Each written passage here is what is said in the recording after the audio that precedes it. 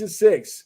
And 3 weeks ago, they were 3-6. Everybody said, "Oh well, get them ready for the draft and get the quarterback ready and quarterbacks and drafting college quarterbacks unproven." You know what I mean? That was the word. What do we? What is McVay going to try to get Caleb Williams? You know what I mean?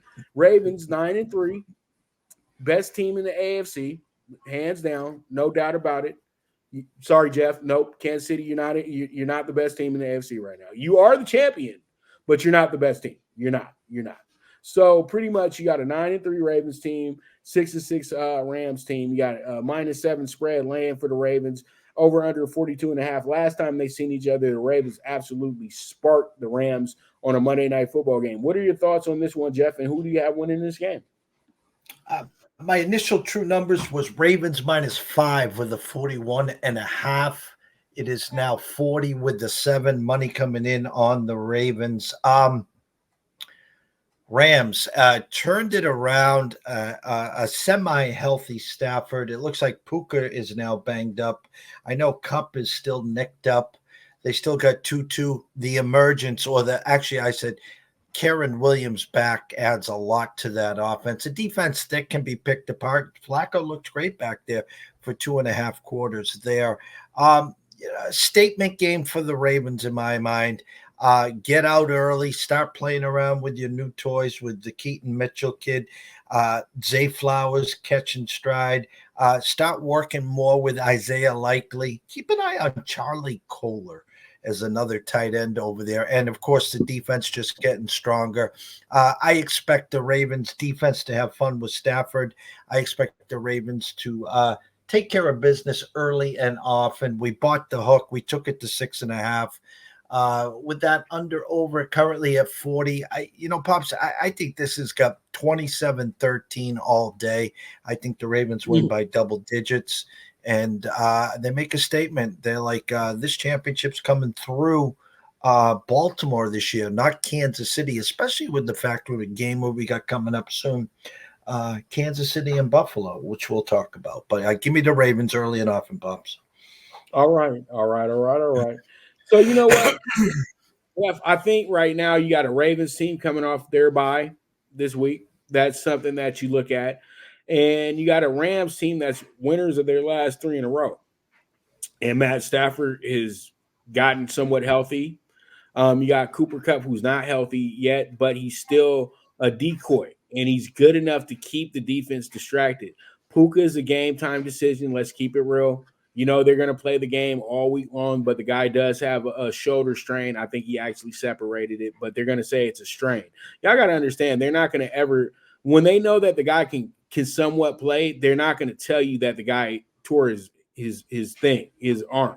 They say that for the end of the year when they have all their excuses when they lose in the playoffs. You know what I mean? We all know that. So pretty much Puka is a game-time decision, but I think that you just said it best. You got Royce and Kyren. They're doing numbers right now in the backfield. They're running a great run game right now. They got a great offensive line in LA that they're not talking about that much. And the Rams were supposed to be under the radar this year anyway. They weren't supposed to be a team that you take seriously. They're middling, boo, boo, boo, boo, boo. But you know what? In this weak NFC this year, the Rams actually look like one of the power players of the group. Think about it. You got Aaron Donald. That's a future Hall of Famer. Matt Stafford, future Hall of Famer. Sean McVay, Super Bowl winner. You see where I'm going with this? They got the group that can still be competitive. And I think right now they snatched the final spot in the playoff. They're 4-1 in the conference. They swept the Seahawks and they swept the Cardinals this year. And they got San Francisco at the end of the year, and you know San Francisco is going to play half the roster. So they could possibly finish the season in their division 5-1. They're playing great football. They're playing the right type of football right now. Their first 9 games, it didn't look great. But now in these last 3 weeks, they look like something that Sean McVay can be proud of.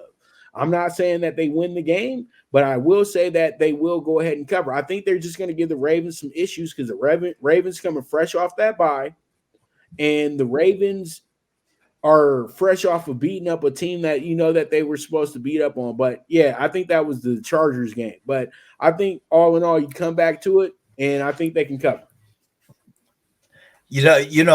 History says has a way of repeating itself. You know what? Slowly, this is rounding into form. You brought up Kaepernick. We brought up Flacco. We brought up the Super Bowl. Remember that Super Bowl? Yep, lights And out. it was lights out. It was funny. True story here, Pops. I was on the Cape, and I had to go to East Boston, and at halftime of the Super Bowl, I left, and it's usually about an hour, 5 hour, 10 minutes because of the blackout. I mean, the blackout because of the lights out and the delay. I literally missed 2 minutes of the third quarter, and I got back in time to see the rest of the game. But again, a lot of football left to be played, but per the odds, the 49ers are a big favorite now to win the Super Bowl. Purdy now the favorite, of course, to win the MVP, but the Ravens the favorite out of the AFC. So we saw that Super Bowl once, but I think currently speaking, it might be a different result if they played today. Well, I tell you that Ray Lewis's final game, it was crazy. It was a great game. It was a fun game, and it played out the way that it was kind of was supposed to. They had played each other earlier in the season too, as well. So it's going to be a lot. It was everything that it needed to be that day. And you know what? That is a good bet going into Vegas right now and finding out to see if the best two teams right now in each conference will play each other. So we'll see how it goes. We'll see how it shakes out. But with that, we will be back with the late afternoon game. So you guys stay